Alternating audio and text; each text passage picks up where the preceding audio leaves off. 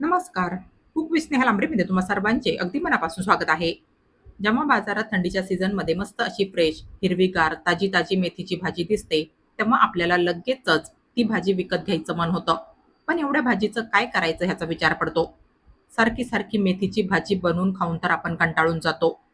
तर बाजारातून आणलेल्या त्या ताज्या-ताज्या मेथीची भाजीची आज मी तुम्हाला अगदी खारीप्रमाणे खुसखुशीत, भरपूर लेयर्स असलेली, तोंडात टाकताच विरघळेल अशी, कमी तेलकट, तोंडाला चव आणणारी आणि 2 महिने स्टोअर करू शकणारी मेथीच्या भाजीची मठरी तयार करून दाखवणार आहे. ही मेथीच्या भाजीची मठरी तयार करून तुम्ही हिला एखाद्या एअरटाईट बरणीत भरून चहासोबत खाण्यासाठी तसेच मुलांच्या टिफिनमध्ये देण्यासाठी आणि मधल्या वेळेतली छोटीशी भूक भागवण्यासाठी सुद्धा अगदी 2 महिने स्टोअर करून खाऊ शकता. ही मठरी खाऊन तुमच्या तोंडाला फारच छान चवेल. बेसन आणि मैद्याचा वापर न करता आज मी तुम्हाला ही खारीप्रमाणे खुसखुशीत, भरपूर लेयर्स असलेली, रुचकर अशी मेथीच्या भाजीची मठरी अगदी सोप्या पद्धतीने तयार करून दाखवणार आहे. बनवायला फारच सोपी, मजेदार आणि चवीला फारच रुचकर लागते ही मठरी खाण्यासाठी. जास्त दिवसांच्या प्रवासात नेण्यासाठी सुद्धा तुम्ही ही मठरी तयार करू शकता. चला तर मग वेळ वाया न घालवता लगेचच आपण आपल्या आजच्या ह्या चविष्ट रेसिपीला सुरुवात करूया. परंतु त्या अगोदर तुम्ही माझा हा चॅनल सबस्क्राईब केला नसेल, तर प्लीज माझ्या या चॅनलला सबस्क्राईब करा. म्हणजे माझ्या पुढील प्रत्येक व्हिडिओच्या नोटिफिकेशन्स तुम्हाला मिळत राहतील. तर मठरी बनवण्यासाठी इथे मी ही एक जुडी मेथीची भाजी निवडून पाण्याने स्वच्छ धुवून घेतली आहे. हिला मी सुरीने अगदी बारीक चिरून घेणार आहे. लक्षात ठेवा, भाजीच्या जास्त जाड काड्या घ्यायच्या नाहीये. अगदी कोवळ्या काड्या असल्या तरच घ्यायच्या आहे. अशा पद्धतीने ही मेथीची भाजी अशी अगदी बारीक चिरून घ्यायची आहे. दुसरं म्हणजे ही भाजी पाण्याने स्वच्छ धुवून घेतल्यानंतर हिच्यातलं संपूर्ण पाणी चाळणीवर ठेवून निथळून आणि सुकवून घ्यायचंय. पाण्याचा एकही थेंब ह्या भाजीमध्ये राहिला नाही पाहिजे. ही भाजी चिरून घेतल्यानंतर ह्या भाजीच्या इथे बरोबर या साईजच्या 2 वाट्या भरल्या आहे. यानंतर आता इथे गॅसवर मी या पॅनमध्ये हे 1 चमचा साजूक तूप घालून घेणार आहे. साजूक तुपाचा फ्लेवर जर तुम्हाला आवडत नसेल, तर साजूक तुपाऐवजी तुम्ही ह्या ठिकाणी तेलाचा सुद्धा वापर करू शकता. तूप मेल्ट झाल्या-झाल्या लगेचच ह्या तुपामध्ये दोन्ही वाट्यांमधली बारीक चिरलेली मेथीची भाजी परतायला घालायची आहे. मीडियम फ्लेमवर ही भाजी अगदी फक्त 3 ते 4 मिनिट परतून घ्यायची आहे. ह्याच्याने ह्या भाजीतलं मॉइश्चर आणि कच्चेपणा पूर्णपणे निघून जाईल आणि ह्या भाजीचा तुपात परतून रंग सुद्धा छान असा हिरवागार खुलून येईल.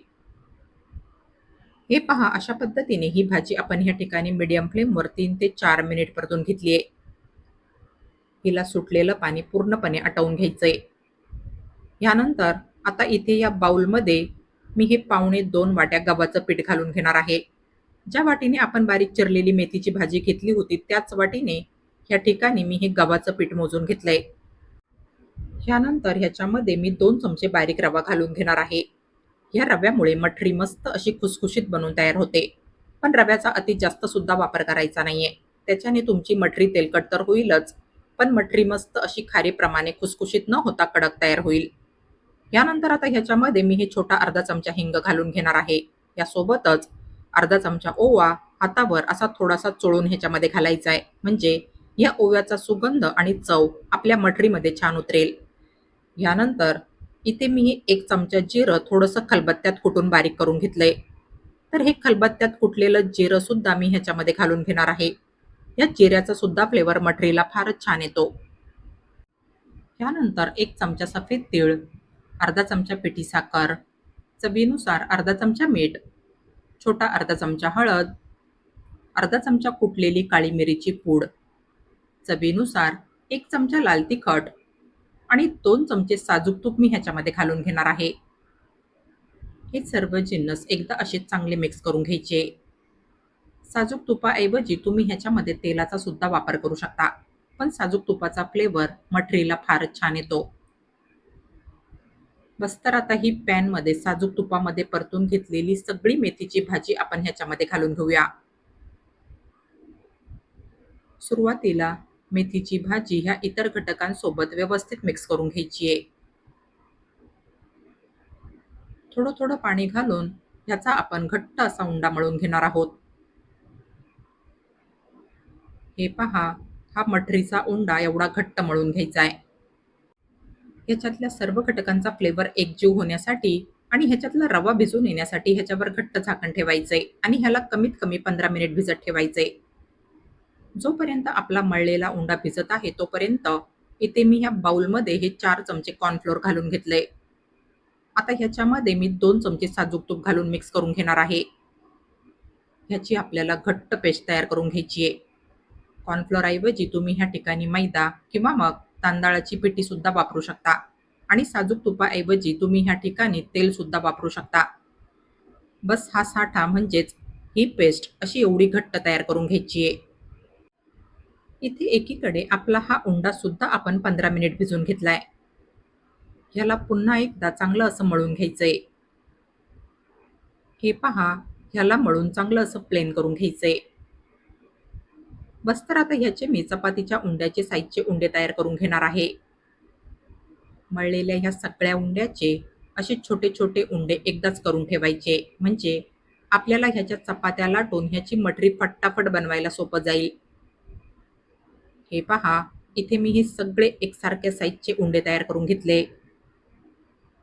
बस तर आता एक एक उंडा घेऊन ह्याला आपण गव्हाचं सुकं पीठ लावून लाटून घेणार आहोत. ह्याची अगदी पातळ पोळी लाटून घ्यायची आहे. सुक्या पिठाची आवश्यकता पडली तर अगदी थोडं थोडं गव्हाचं सुकं पीठ लावून ह्याची अगदी पातळ पोळी लाटून घ्यायची आहे. अशाच पद्धतीने मी तयार केलेल्या उंड्याच्या सुरुवातीला 3 पोळ्या लाटून घेणार आहे. बस ह्या ज्या पोळ्या आहे ह्यांना अगदी पातळ लाटायचंय, तरच तुमची मटरी अगदी खारीप्रमाणे खुसखुशीत तयार होईल. एवढी खुसखुशीत की अगदी तोंडात टाकताच मटरी तोंडात विरघळेल. तुम्हाला मटरी चावायची सुद्धा गरज नाही पडणार.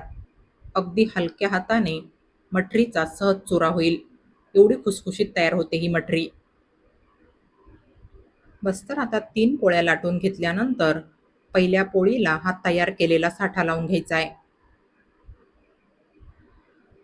हा साठा पोळीला असा अगदी कडेपर्यंत लावून घ्यायचा आहे. ह्याचा अगदी जाड थर लावायचा नाहीये ह्या पोळीला. असा अगदी पातळ थर लावून घ्यायचा ह्या साठ्याचा ह्या पोळीवर. यानंतर अगदी थोडंसं गव्हाचं पीठ ह्याच्यावर भुरळायचंय.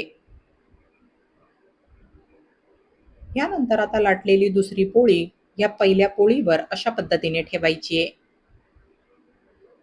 या दुसऱ्या पोळीला सुद्धा असा सगळीकडे साठा लावून घ्यायचा आहे. तसं तर मटरी बनवायला जास्त अवघड नाहीये.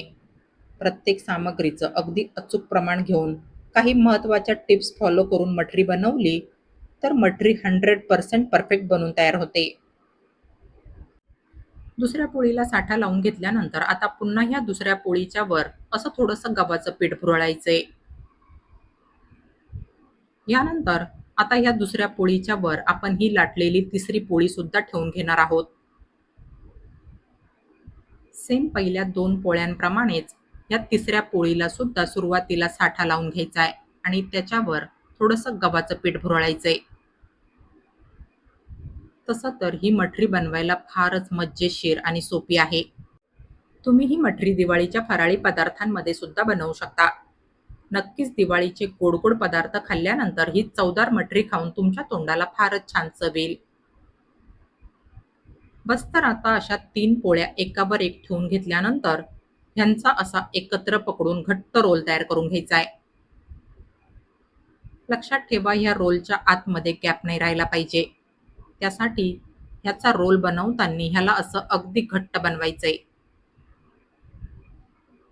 ह्याचा असा रोल तयार करून घेतल्यानंतर या रोलचे मी सुरीने स्लाइस कट करून घेणार आहे. साधारण अर्धा इंचाचं अंतर सोडून ह्याचे असे स्लाइस कट करून घ्यायचे. शिल्लक राहिलेल्या उंड्याचे सुद्धा मी असेच रोल तयार करून घेणार आहे आणि त्यांचे सुद्धा असे स्लाइस कट करून घेणार आहे. तर आता ह्या ज्या कट केलेल्या स्लाइस आहे ह्यांना सुरुवातीला असा गोल आकार देऊन घ्यायचा आहे. हे पहा, आत्ताच तुम्हाला या स्लाइसच्या आतमध्ये भरपूर लेयर्स दिसत असतील.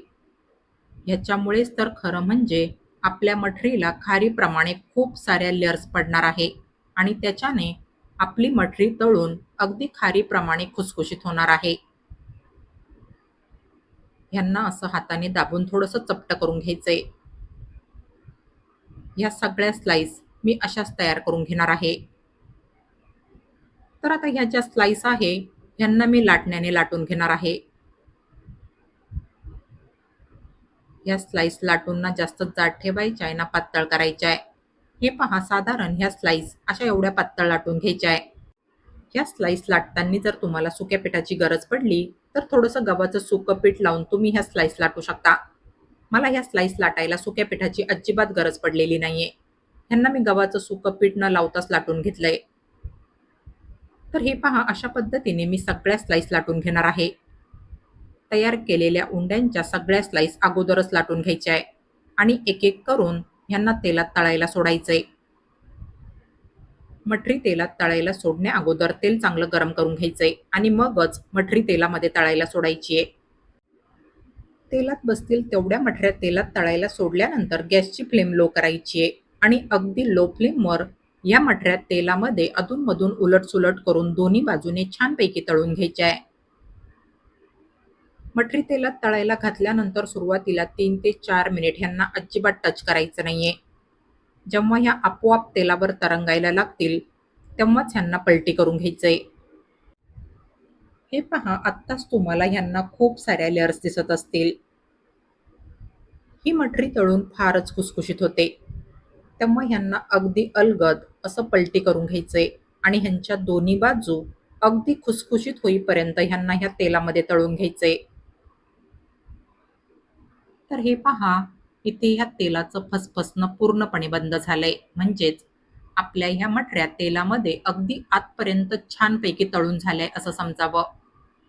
आणि तुम्ही इथे पाहू शकता, ह्यांचा तळून रंग सुद्धा पूर्णपणे बदललाय. फारच खुसखुशीत तळून झालंय आपल्या ह्या मठऱ्या या ठिकाणी. हे पहा, ह्या मठऱ्या दिसतानीच बघा काय मस्त अशा खारीप्रमाणे खुसखुशीत दिसताय आणि ह्यांना खारीप्रमाणेच खूप साऱ्या पातळ लेयर्स पडल्याय. त्याच्याने तुम्ही इमॅजिन करू शकता की आपल्या ह्या मेथीच्या मठऱ्या किती खुसखुशीत झाल्या असतील. फारच खमंग, खारीप्रमाणे भरपूर लेयर्स असलेल्या आणि खारीप्रमाणे अतिशय खुसखुशीत, तोंडात टाकताच विरघळतील अशा आपल्या ह्या मेथीच्या मठऱ्या ह्या ठिकाणी फारच टेस्टी बनून तयार झाल्या आहे. ही मेथीची मठरी तुम्ही जास्त दिवसांसाठी प्रवासात नेण्यासाठी किंवा मग मधल्या वेळेतली छोटीशी भूक भागवण्यासाठी आणि चहासोबत खाण्यासाठी अगदी 2 महिन्यांपर्यंत स्टोअर करू शकता. मुलांना टिफिनमध्ये द्यायला सुद्धा ही मेथीची मठरी फारच उत्तम राहील. दिवाळीच्या फराळी पदार्थांमध्ये सुद्धा तुम्हाला ही मेथीची मठरी नक्कीच बनवायला आणि खायला सुद्धा आवडेल. कारण मेथीची मठरी खाऊन तोंडाला ह्याच्याने फारच छान चव येते. तुमची लहान मुलं सुद्धा अगदी आवडीने खातील ही मेथीची मठरी. दिसण्यासोबतच खाण्यासाठी फारच खुसखुशीत आणि रुचकर लागते ही मेथीची मठरी. ही एवढी खुसखुशीत मठरी तुम्हाला चावायची सुद्धा गरज पडणार नाही. अगदी तोंडात टाकताच ही मठरी तुमच्या तोंडात खारीप्रमाणे विरघळल्या जाईल. एवढी खुसखुशीत बनून तयार झाली आपली ही मेथीची मठरी या ठिकाणी. तुमची मुलं आणि तुमच्या घरातील सदस्य जर मेथीची भाजी खायचं टाळत असतील, तर त्यांच्यासाठी तुम्ही ही अशी भरपूर लेयर्स असलेली, खारीप्रमाणे खुसखुशीत आणि रुचकर अशी मेथीची मठरी नक्की बनवून द्या. बघा कसे मिनिटात फस्त करतील ते ही मेथीची मठरी. तर फ्रेंड्स, तुम्ही एकदा नक्की माझ्या या रेसिपीप्रमाणे अशी मेथीची भरपूर लेयर्स असलेली, खारीप्रमाणे खुसखुशीत आणि रुचकर अशी मेथीची मठरी एकदा नक्की ट्राय करून बघा. आणि तुम्हाला माझी आजची ही रेसिपी आवडली असेल, तर प्लीज माझ्या या रेसिपीला लाईक आणि जास्तीत जास्त शेअर करा. आणि अशाच नवनवीन आणि पारंपरिक रेसिपीज बघण्यासाठी माझ्या या चॅनलला सबस्क्राईब करा. चला तर मग भेटूया पुढील रेसिपींमध्ये. तोपर्यंत हेल्दी खा आणि हेल्दी रहा. Take care.